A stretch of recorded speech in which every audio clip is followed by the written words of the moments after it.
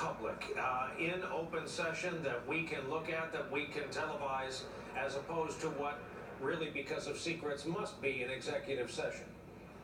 I think we ought to have as much public as possible. In fact, our first hearing is tomorrow. It's going to be an open hearing in 2 parts, probably about 4 hours.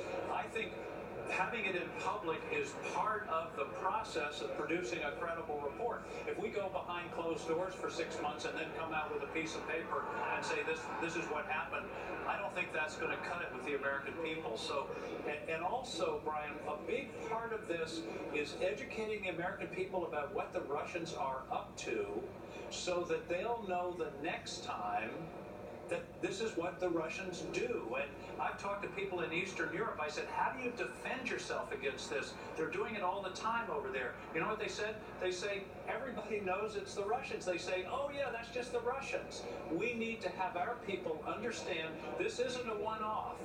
They're going to continue to do this. They're going to come after us in a variety of ways, and that's why I think it has to be as public as we can possibly make it. You're one of the senators who took the ride over to Langley to look at intelligence, which we know you can't share. You've seen all the smoke signals. However, how much fire, in your view, granted before your investigative work starts, how much fire do you think is here?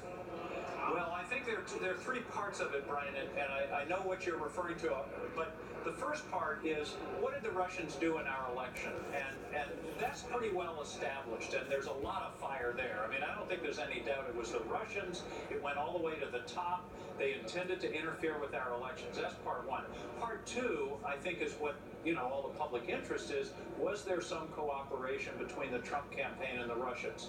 That is what we're going to be digging into, along with the first part. But there's a third part that hasn't gotten as much publicity that I think in the long run may be of very great significance, and that is the Russians were also trying to probe and attack our state and local level voting systems, voting machines, registration rolls, and, you know, they were doing it, as near as we can tell. All the intelligence is it didn't succeed, they didn't change any votes, but they weren't doing it for fun.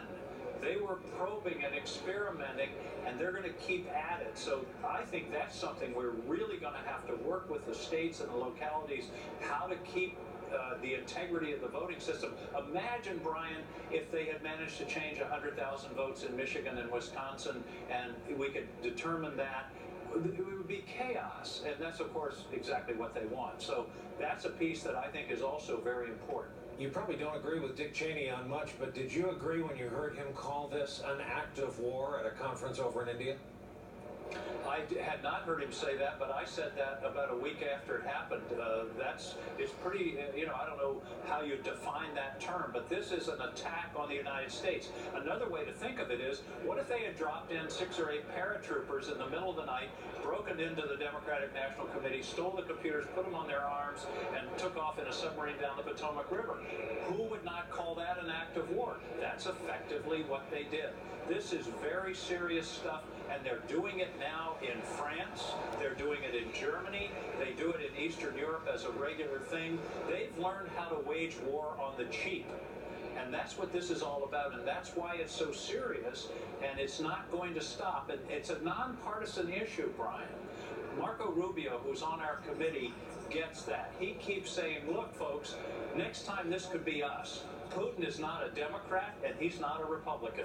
He's an opportunist and a bad guy, and if it suits his purposes 2 or 4 years from now, he could just as soon turn his guns against the Republicans. So that's why this has got to be, I believe, a totally bipartisan investigation, because the stakes are so high. Senator, have you determined how you're going to vote on the Gorsuch nomination?